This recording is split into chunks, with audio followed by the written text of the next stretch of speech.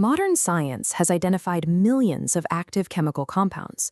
Without a central organizing principle, these millions of disparate molecules remain an undifferentiated mass of data. Managing this volume of information requires a rigorous framework. Without it, researchers cannot reliably identify hidden safety risks or predict how a new molecule might interact with existing treatments across a global population. Early medicine avoided this problem because it relied entirely on physical observation. Apothecaries organized their inventories by physically sorting roots, leaves, and fluids into distinct jars on a shelf. Today, we rely on drug classification. This is the systematic, scientific grouping of medicines based on distinct, overlapping criteria. Drug classification functions as a multidimensional matrix where a single compound is categorized across several intersecting planes simultaneously. To fully understand a medication, we map it across 5 specific axes: origin, structure, action, therapeutic use, and legal status. Navigating this exact matrix is the invisible foundation of the global healthcare system, dictating everything from lab synthesis to the exact dose a patient receives at the bedside. We start at the oldest and most basic level, where a drug physically comes from. This is morphological and taxonomical classification, which categorizes crude drugs based entirely on their physical plant parts or botanical family. As this diagram shows, drugs derived directly from an intact plant part, like cinchona bark or botanical leaves, retain their recognizable repeating cellular tissue structures. These are strictly defined as organized drugs. But many natural treatments require physical manipulation. Chemists apply processes like incision or solvent extraction to strip away the raw plant material entirely. The resulting extracts, juices, and resins, like aloe juice or opium latex, are categorized as unorganized drugs. They completely lack any original cellular plant tissue. Grouping drugs by their physical form is vital for botanists identifying natural sources and detecting counterfeits. However, knowing that a drug is a root tells a doctor absolutely nothing about how it will behave inside the human body. To predict physiological responses, pharmacology was forced to evolve past physical appearances and classify drugs by their invisible structural components. This brings us to chemical classification. Here, drugs are grouped strictly by their molecular framework and functional groups, completely ignoring their biological origin. Categorizing compounds into distinct classes, such as penicillins or benzodiazepines, allows chemists to predict exactly how a molecule will interact based entirely on its structural geometry. Pharmacological classification takes the opposite approach. It ignores the chemical structure entirely and groups drugs purely based on their physiological effect or their target system in the human body. Within this framework, drugs are organized by their precise mechanism of action. This is the specific biochemical interaction, such as an ACE inhibitor binding to a specific enzyme to inhibit its catalytic activity. But mapping physiological effects reveals a core complexity, the multi-action paradox. A single chemical compound can often trigger multiple distinct physiological responses at the same time. Take quinine, extracted from cinchona bark.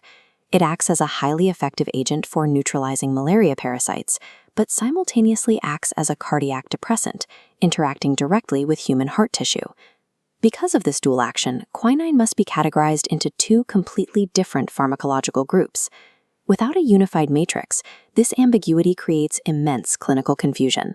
Modern science synthesizes these layers using chemotaxonomical classification. By mapping specific chemical markers directly back to their botanical family trees, researchers can rapidly locate and develop new active compounds. Yet, while chemical and pharmacological data tell a researcher exactly how a drug operates, frontline doctors need a classification system based purely on the patient's immediate disease. That is the function of therapeutic classification. It serves as the most practical and widely used day-to-day framework for clinical prescribers. This infographic demonstrates the therapeutic use category, groups diverse compounds treating the exact same condition.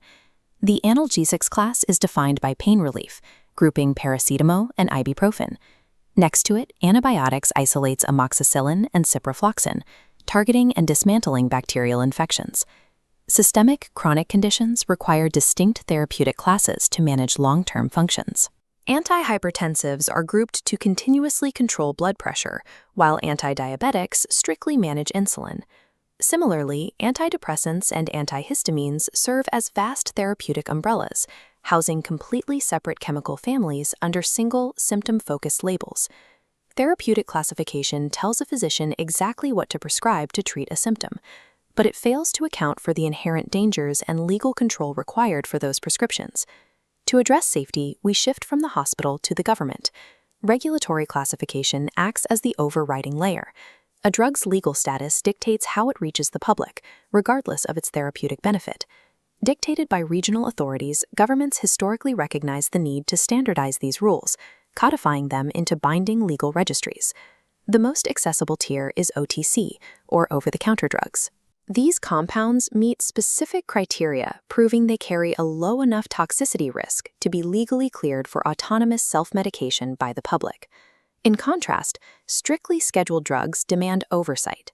Under the Indian Pharmacopoeia and CDSCO, Schedule H mandates a standard medical prescription, while Schedule G indicates a drug requiring strict, ongoing medical supervision.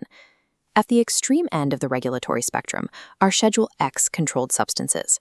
Because of their potential for addiction and abuse, these compounds require the highest level of tracking and restriction. These restrictive classifications are mirrored and enforced globally by international bodies, like the EMA in Europe and the FDA in the United States. Legal classification acts as the ultimate safety net.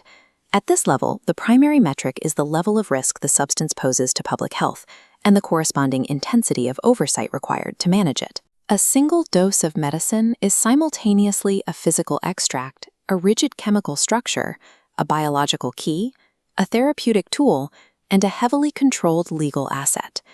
The overlap of these systems is vital. If a specific medication is unavailable, prescribers use this exact multidimensional matrix to find safe, chemically similar therapeutic substitutes. This taxonomy helps to prevent medical errors, providing pharmacists with rigid fail-safes during the prescribing process.